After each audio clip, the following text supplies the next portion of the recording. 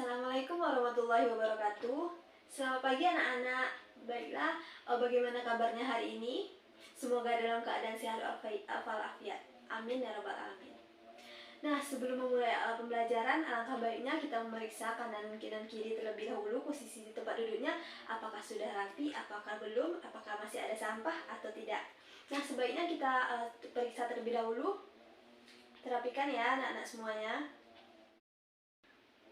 Nah, sebelum memulai pembelajaran, apakah ada yang tidak hadir? Apakah ada izin? Nah, sepertinya tidak ada. Sebelumnya kita akan memulai pembelajaran dengan berdoa terlebih dahulu agar pembelajaran dilancarkan oleh Tuhan Yang Maha Esa. Memulai pembelajaran dipimpin oleh ketua kelas untuk berdoa. Kepada ketua kelas dipersilakan. Berdoa selesai.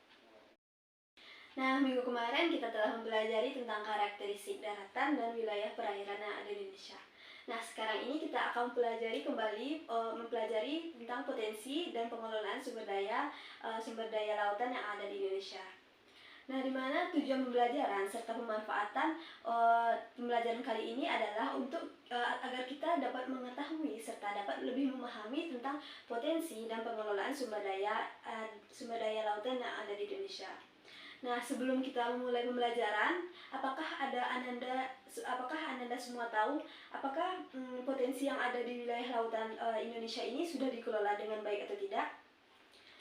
Nah, coba Nafri sebutkan apakah potensinya sudah dikelola atau tidak. Nah, Ibu akan menambahkan sedikit tentang apakah potensi tersebut sudah dikelola atau tidak. Nah, potensi yang ada di Indonesia, baik potensi daratan, potensi lautan, maupun potensi yang ada di semua wilayah yang ada di Indonesia, menurut Ibu itu tuh belum dikelola dengan baik karena pengelolaannya terbatas, baik itu sumber daya alam maupun sumber daya manusia yang memang memiliki kualitas yang rendah. Oleh karena itu diperlukannya peran pemerintah, baik swasta ataupun pemerintah ataupun masyarakat untuk lebih menggali potensi serta mengelola potensi yang tersebut agar lebih baik kembali. Nah, sebelum memasuki pembelajaran tentang potensi serta pengelolaan sumber daya lautan yang lebih mendalam, Ibu akan menjelaskan secara umum apa saja potensi yang ada di lautan Indonesia. Di mana perairan lautan yang ada di Indonesia menyimpan sumber daya non-hayati yang sangat melimpah, di mana sumber daya non-hayati tersebut memiliki aspek ekonomi yang sangat tinggi. Itu tuh berfungsi untuk aspek-aspek yang lainnya seperti aspek industri maupun aspek kosmetik yang Ananda semua pakai tersebut. Nah, di mana potensi tersebut masih banyak wilayah perairan Indonesia yang memiliki potensi ekonomi tersebut masih belum dikelola secara lebih memadai. Nah, sebelum memasuki pembelajaran ini secara lebih mendalam, apakah Anda tahu apa saja potensi-potensi yang ada di lautan Indonesia? Nah, di mana potensi tersebut masih banyak wilayah perairan Indonesia yang memiliki potensi ekonomi tersebut masih belum dikelola secara lebih memadai. Nah, sebelum memasuki pembelajaran ini secara lebih mendalam, apakah Anda tahu apa saja potensi-potensi yang ada di lautan Indonesia? Baiklah, kepada Dinda, coba sebutkan apa saja potensi yang Nah, coba sebutkan oleh Dinda Aldianti apa saja potensi yang ada di perairan laut Indonesia. Nah, coba Nafri tambahkan jawaban dari Dinda. Nah, baiklah, Ibu akan menambahkan kembali jawaban dari Dinda serta Nafri tersebut. Di mana potensi yang ada di lautan Indonesia meliputi tentang potensi dan sumber daya hayati dan budidaya, potensi sumber daya laut, mineral dan energi, sumber daya transportasi laut ataupun pariwisata bahari dan sebagainya. Di mana pertama kita akan masuk kepada potensi dan sumber daya hayati serta budidaya. Nah, menurut Ananda semua, apakah sumber hayati dan budidaya tersebut hanya ikan saja yang dapat dibudidayakan di lautan yang ada di Indonesia? Nah, betul sekali, Ibu setuju dengan pendapat kalian karena tidak hanya jenis ikan dan berbagai jenis ikan yang dapat dibudidayakan, akan tetapi juga terdapat beberapa jenis kerang yang dapat dibudidayakan yang ada di lautan Indonesia. Nah, yang kedua itu ada potensi sumber daya mineral dan energi. Sebelum itu, Ibu menanyakan kepada Dinda Alianti, apakah Anda tahu apa saja potensi sumber daya mineral dan energi yang ada di Indonesia sendiri? Nah, betul saja, potensi sumber daya mineral dan energi yang ada di Indonesia meliputi sumber daya minyak bumi, gas bumi, nikel, emas, biji besi, dan lain-lainnya, di mana yang ada di perairan laut Indonesia meliputi sekitar 70% produksi minyak dan gas bumi berada di Indonesia dan berasal dari kawasan pesisir dan lautan. Nah, yang ketiga itu ada potensi industri dan jasa maritim. Nah, yang keempat itu ada potensi transportasi laut. Nah, apakah di antara Anda, apakah kedua potensi ini sangat familiar atau ada salah satu yang tidak familiar dari telinga Anda semuanya?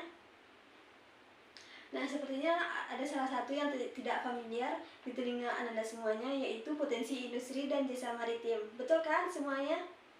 Nah, betul sekali, karena potensi transportasi laut ini sangat familiar di telinga kita karena Indonesia kan terdiri dari negara kepulauan, di mana transportasi laut berperan penting dalam dunia perdagangan baik internasional maupun dunia nasional, di mana transportasi laut dapat membuka akses dan menghubungkan wilayah pulau, baik daerah yang sudah maju maupun sudah negara yang belum maju. Nah, dari potensi industri dan jasa maritim ini juga terdapat potensi-potensi yang sebenarnya sudah ada dan sudah dikembangkan di lautan Indonesia sendiri. Nah, yang kelima itu ada potensi pariwisata bahari. Nah, seperti yang kita ketahui sendiri bahwasanya Indonesia memiliki potensi pariwisata bahari yang memiliki daya tarik serta daya pikat yang sangat baik bagi para wisatawan, baik itu wisata domestik maupun dari non domestik. Nah, sebutkan apa saja contoh potensi pariwisata bahari yang ada di Indonesia sendiri? Silakan Joni tambahkan jawaban dari Nafri. Sepertinya Nafri kurang dapat menjawab potensi bahari tersebut. Baiklah, Ibu akan menambahkan sedikit jawaban dari Nafri dan Joni tersebut, di mana potensi bahari yang ada di Indonesia yang tersebar dari berbagai pulau di Indonesia, mulai dari Sabang hingga Merauke. Di antaranya ada di Aceh. Di Aceh itu sendiri terdapat wisata bahari seperti Pulau W. Kemudian ada di Kepulauan Bintan, di Kepulauan Riau. Kemudian ada Raja Ampat yang sangat terkenal sekali akan potensi wisata baharinya sendiri. Kemudian ada Lombok serta Kepulauan Seribu yang ada di Jakarta. Nah, kemudian kita masuk kepada pengelolaan sumber daya laut yang ada di Indonesia sendiri. Nah, Indonesia sendiri kan terdiri dari berbagai suku serta keberagaman yang sangat banyak, di mana setiap golongan masyarakat sendiri memiliki cara yang unik dalam memanfaatkan atau mengelola potensi sumber daya lautan yang ada. Nah, coba saya sebutkan bagaimana cara masyarakat tepi pantai dalam mengelola serta memanfaatkan potensi yang ada tersebut. Betul sekali, secara umum pengelolaan tersebut seperti dengan penangkapan jaring, secara memancing, secara menggunakan tombak, ataupun secara budidaya. Adapun pengelolaan sumber daya kelautan yang ada di Indonesia sendiri terdiri dari pengelolaan perikanan.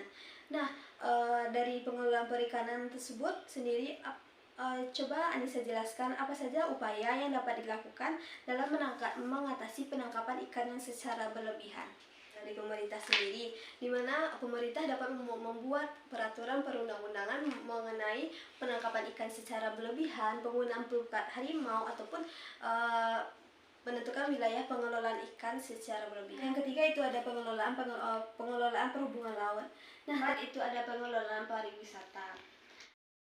Nah, sekian pembelajaran kita pada hari ini. Ibu akan menjelaskan sedikit mengenai kesimpulan dari pembelajaran kita tentang potensi serta pengelolaan sumber daya lautan yang ada di Indonesia. Di antaranya potensi yang ada di Indonesia sendiri terdiri dari potensi pariwisata, potensi mineral dan budidaya mineral, serta potensi budidaya, potensi transportasi laut, potensi industri dan jasa maritim, serta pengelolaannya terdiri dari pengelolaan perikanan, pengelolaan pertambangan dan energi, pengelolaan perhubungan laut, serta pengelolaan pariwisata. Di mana di antara potensi serta pengelolaan tersebut adanya daya dukung baik dari pemerintah maupun dari masyarakat agar ekosistem dan kelautan tersebut dapat terjaga dengan baik. Nah, sekian pembelajaran kita hari ini. Ibu tutup. Sekian. Assalamualaikum warahmatullahi wabarakatuh.